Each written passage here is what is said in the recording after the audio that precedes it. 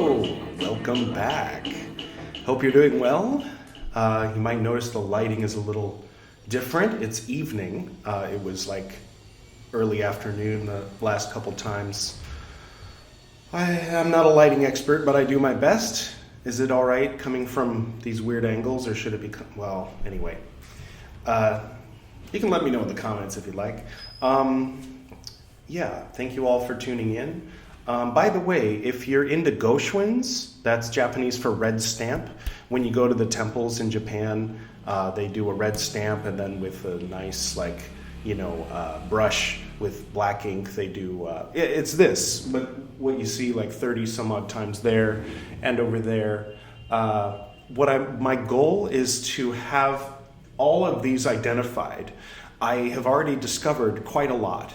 4 or 5 temples have been identified, so I'd like to be able to look at each of these symbols, see these square sort of, areas around, and visualize what temple that is, who drew that, because these were gifts. I know you're supposed to go on the pilgrimage yourself in order to have a proper temple in your home, but in this case, they were gifted to me, and the parents of the person who gave it to me went on the pilgrimages, and so I don't know all the temples, but I'm slowly learning. I had previously thought that this whole Kakejiku was Pure Land Buddhist only, but it turns out that one of these is from Mount Koyasan, that's Shingon, and then another one is Zen. But they have such a similar style, so I'm like confused. But I'm learning slowly. I like I've mentioned many times, I am an ignoramus. I have interest in these things, but I am not an authority in any way. But I'm assuming that even with the typos, that this is an okay enough translation of the Lotus Sutras, that the authority of the sutra can come across in spite of my, being a novice at this sort of thing. So I'm going to try to make up for how much talking I did last time by jumping right in as quickly as possible. So real quick, if this is the first time you're seeing me, go here instead and start with the beginning of the Dhammapada. It's a better place to start. But if you would definitely like to start with the beginning of the Lotus Sutra, then click here. All right. So picking right up where we left off in episode 6 of Lotus Sutra. Here we go. Again, Shariputra. If there be some monk or nun pretending to arhatship, without an earnest vow to reach supreme perfect enlightenment, and saying, I am standing too high for the Buddha vehicle, I am in my last appearance in the body before complete nirvana, then, Shariputra, consider such a one to be conceited. For, Shariputra, it is unfit, it is improper that such a monk, a faultless arhat, should not believe in the law which he hears from the Tathagata in his presence. I leave out of question when the Tathagata shall have reached complete nirvana, for at that period, that time, Shariputra, when the Tathagata shall be wholly extinct, there shall be none who either knows by heart or preaches such sutras as this. It will be under other Tathagatas that they are to be freed from doubts. In respect to these things, believe my words, Shariputra. Value them, take them to heart, for there is no falsehood in the Tathagatas, Shariputra. There is but one vehicle, Shariputra, and that the Buddha vehicle. And on that occasion, to set forth this matter more copiously, the Lord uttered the following stanzas. No less than 5,000 monks, nuns, and lay devotees of both sexes, full of unbelief and conceit, remarking this slight, went, defective in training and foolish as they were, away in order to beware of damage. The Lord, who knew them to be the dregs of the dregs of the congregation, the drugs, any fans of, exclaimed, "They have no sufficient merit to hear this law. My congregation is now pure, freed from chaff, the trash is removed, and the pith only remains. Hear from me, Shariputra, how this law has been discovered by the highest man." Oh, by the way, that Instagram page I was talking about is called Name That Goshwin. So just if you're on Instagram, you can type in Name That Goshwin if you want to help me, figure out which temple goes with which Goshwin. If you don't know how to spell Goshwin, you're probably not going to be any help to me. No, I'm just kidding. If you want to see the channel, it's spelled Goshun. Okay. Sorry about that little sidebar there. Hear from me, Shariputra, how this law has been discovered by the highest man, and how the mighty Buddhas are preaching it with many hundred proofs of skillfulness. I know the disposition and conduct, the various inclinations of kotis of living beings in this world. I know their various actions and the good they have done before. Those living beings I initiate in this, parentheses, law, end parentheses, by the aid of manifold interpretations and reasons. And by hundreds of arguments and illustrations have I, in one way or another, gladdened all creatures. I utter both sutras and stanzas, legends, gatakas, and prodigies, besides hundreds of introductions and curious parables. By the way, I haven't thoroughly studied all those comments. One reset. Thank you again for all those comments. And I will work on my pronunciation. I show nirvana to the ignorant with low dispositions, who have followed no course of duty under many kotis of Buddhas, are bound to continued existence and wretched. The self-born one uses such means to manifest Buddha knowledge, but he shall never say to them, "Ye also are to become Buddhas." Why should not the mighty one, after having waited for the right time, speak now that he perceives the right moment is come? This is the fit opportunity, met somehow, of commencing the exposition of what really is. Now, the word of my commandment, as contained in 9 divisions, has been published according to the varying degree of strength of creatures. Such is the device I have shown in order to introduce, parentheses, creatures, and parentheses, to the knowledge of the giver of boons. Boons was never really in my vocabulary, I have to admit. If it was an SAT word, I think I got it wrong. I've noticed that here in India, people use it. That's one of those words that it's like, okay, all right, that's a word. Boons. Giving the boon to someone. All right, moving along. And to those in the world who have always been pure, wise, good-minded, compassionate sons of Buddha, and done their duty under many kotis of Buddhas, will I make known amplified sutras. Yeah, that's what I'm talking about. For they are endowed with such gifts of mental disposition and such advantages of a blameless outward form that I can announce to them. I'm not claiming to be one of these, by the way. If no need to go in the comment thread and tell everyone all the blame that I should have. But you can. It'll boost my ratings. Let's see. Form that I can announce to them, in future ye shall become Buddhas, benevolent and compassionate. Hearing which, all of them will be pervaded with delight. I just try to keep it fun. I mean, if I explain the skillful means here, then does it cancel it out? Some folks are going to want a very serious serious person to, expound the sutras. And then there's people who won't be able to digest that. There are a few out there, so I'm just saying. Okay, all right. There's a method to my madness here.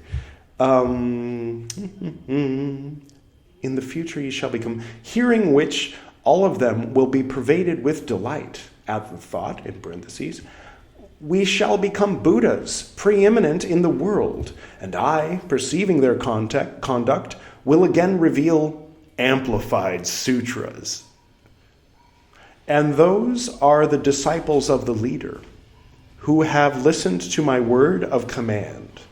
One Sinale, S-I-N-A-L-E, I believe that's meant to be an English word, maybe single. There are typos again. Okay, let's assume that's single. One single stanza, learnt or kept in memory. Yeah, I think it's meant to be single. One single stanza, learnt or kept in memory, suffices, no doubt of it, to lead all of them to enlightenment. All right. There is indeed but one vehicle. There is no second nor third anywhere in the world, apart from the case of the Purushottamas, using an expedient to show that there is a diversity of vehicles.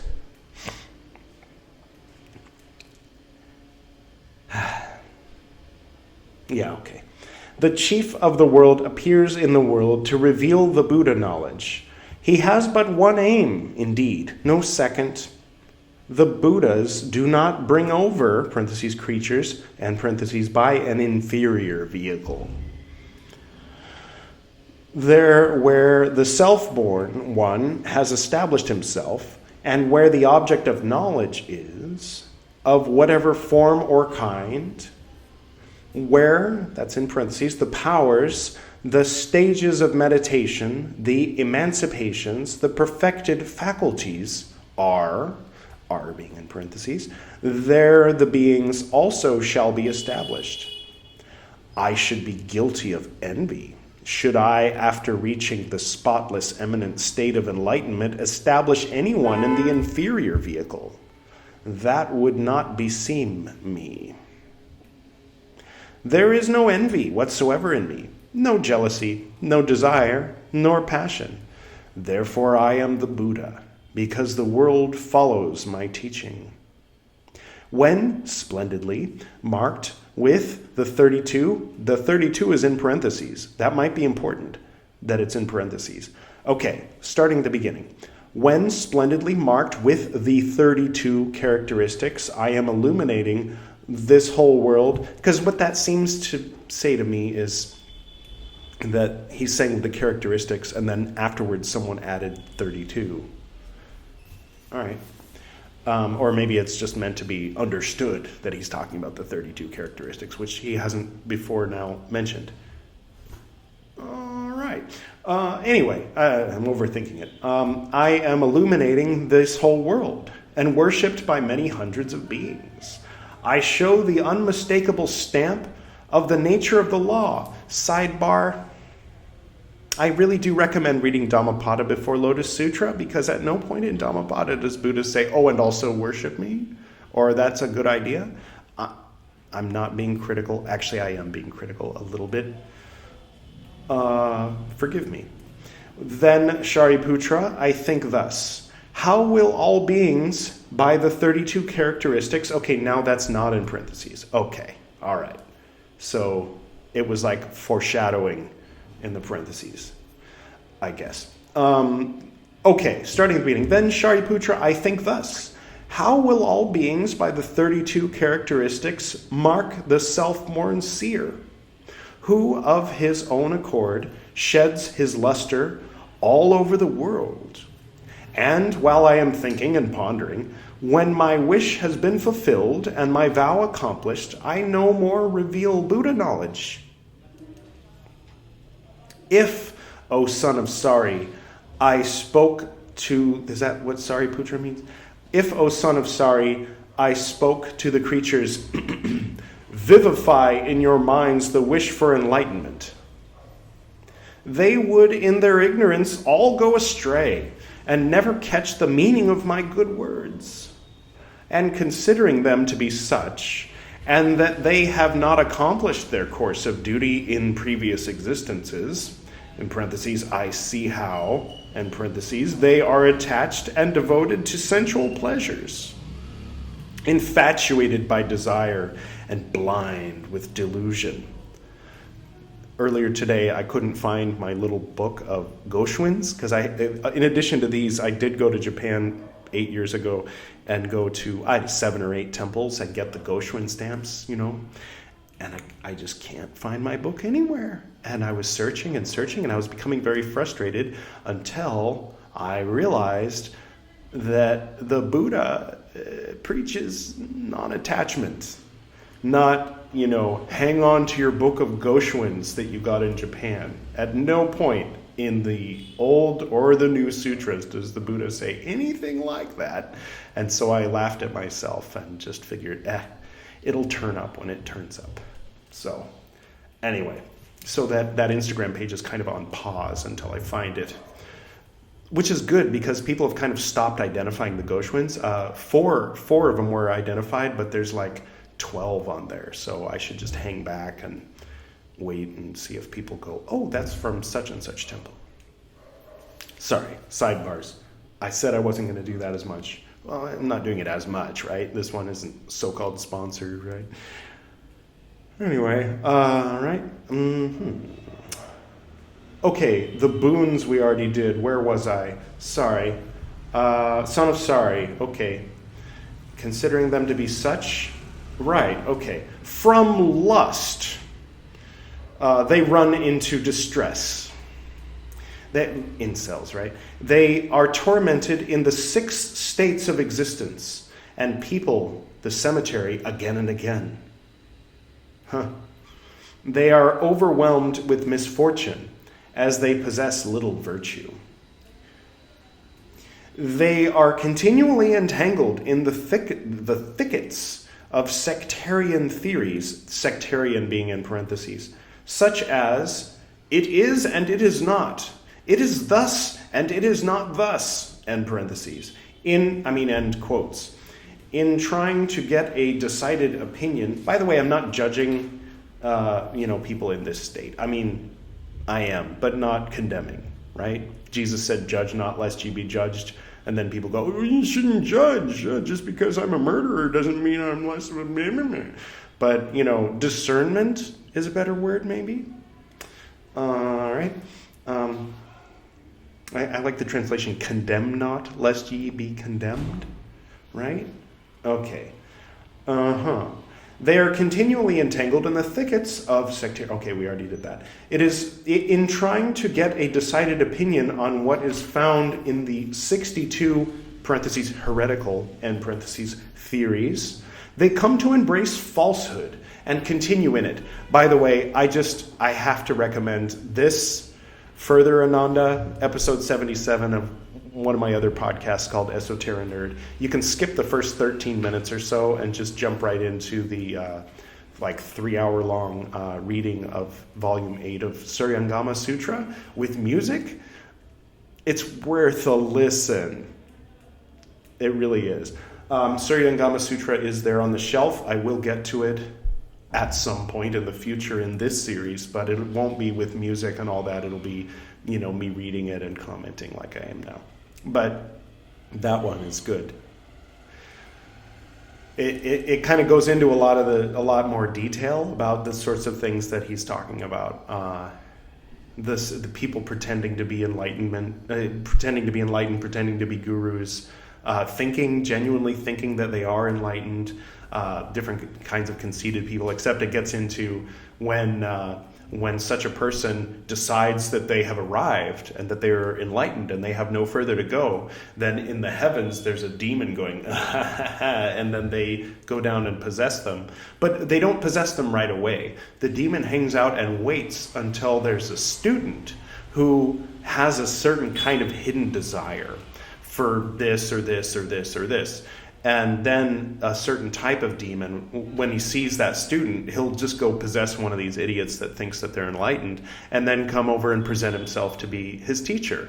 And then there's like 40 different ways that goes. And it's like, if you're into cults, I mean, if you watch documentaries about cults or those like cool Netflix shows about like weird situations, it kind of goes into all of them. Like 1,000 years ago or 1,200 years ago, whenever it was written, but kind of back then, from back then's point of view. So it's very special. Like if you've been in a problematic cult, it's probably covered in Volume 8 of Suryangama Sutra, and you'll be like, oh my God, this one is way too familiar. And then it clarifies, it says, okay, see, this guy was possessed by this type of demon.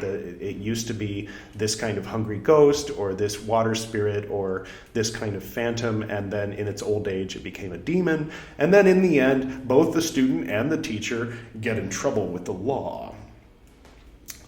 It's good. It's really good. I recommend it. After this. Sorry. They are hard to correct, proud, hypocritical, crooked. Who? Oh, right, the people who embrace these heretical theories. Okay. Malignant, ignorant, dull. All of those? Okay. Hence, I mean, that sounds like a very specific kind of bizarre, weird person.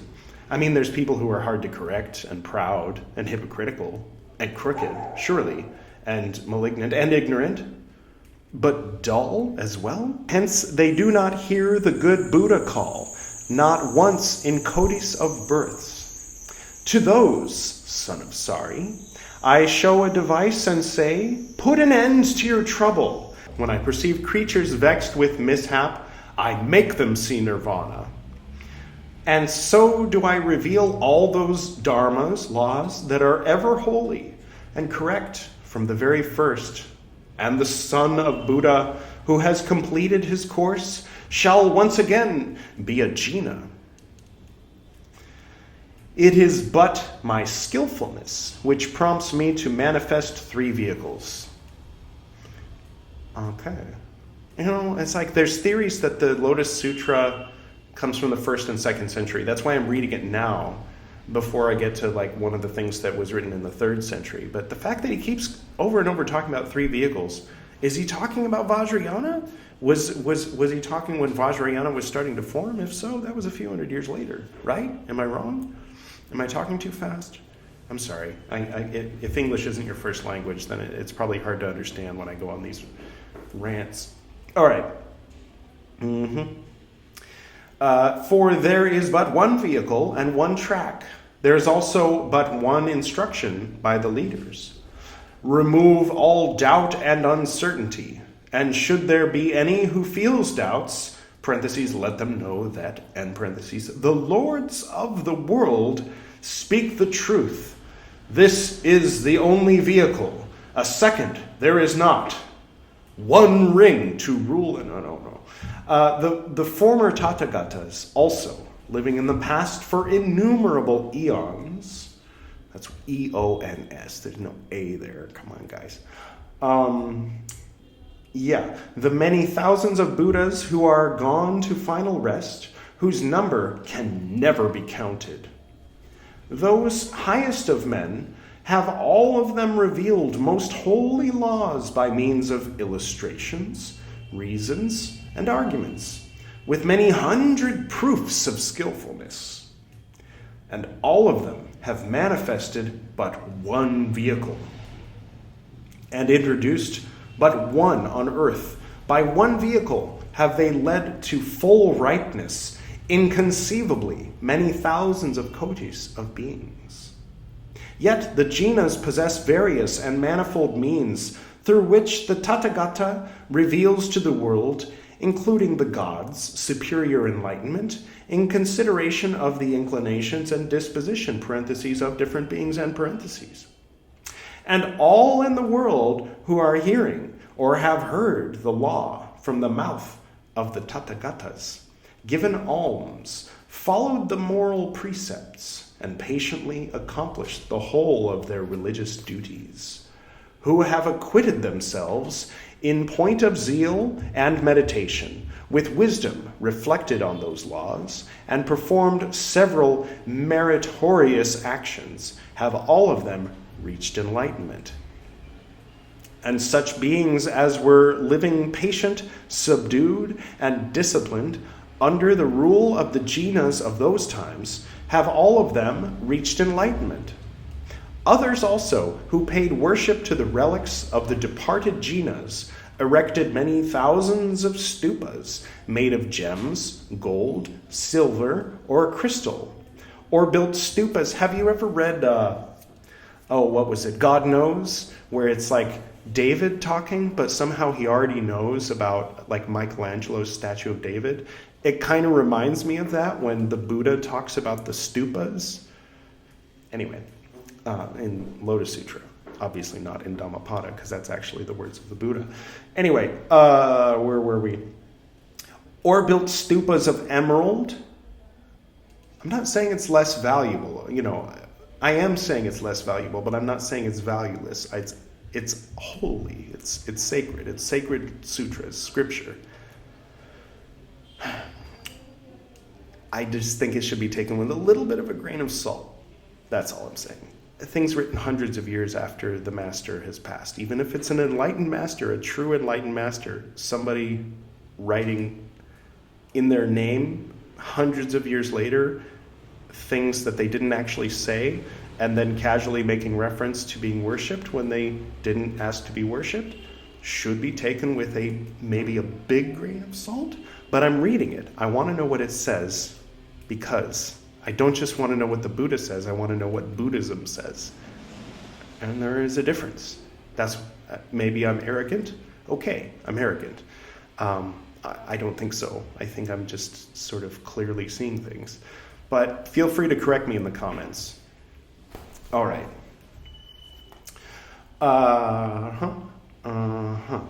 The former Tathagatas. No. We're way past that. Okay. And those who erected stupas from marble. All right, we're still all the different kinds of stupas. This is nice. I'll just start this part from the beginning, and then we'll close with that because we're getting close to the half-hour mark. Others also, who paid worship to the relics of the departed jinas, erected many thousands of stupas made of gems, gold, silver, or crystal, or built stupas of emerald, cat's eye, pearls, egregious lapis lazuli. By the way, I found the culprit. It was Akshobhya. Akshobhya had the lapis lazuli. Remember, I was searching for my lapis lazuli. It works on it for some reason. Anyway,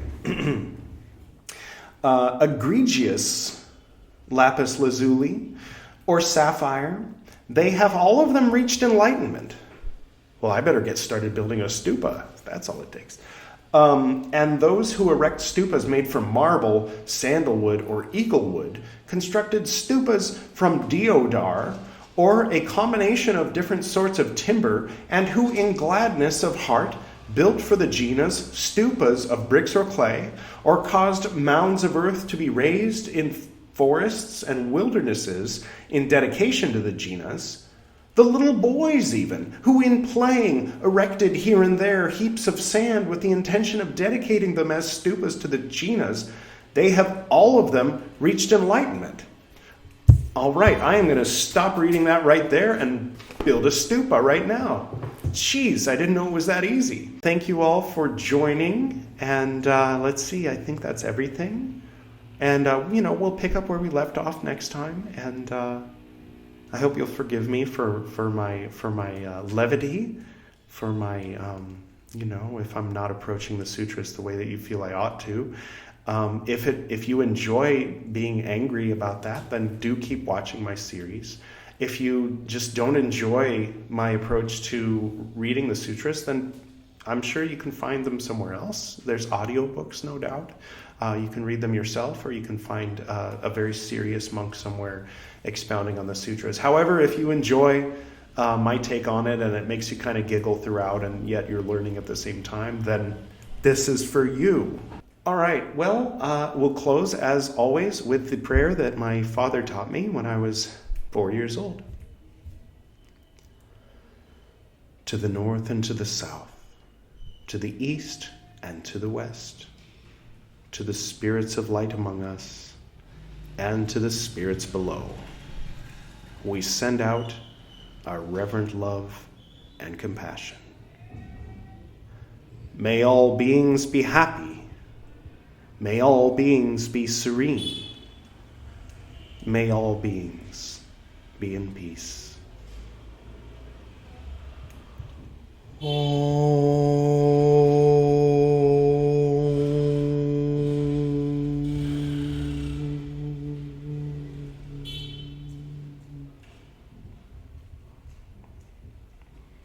Until next time.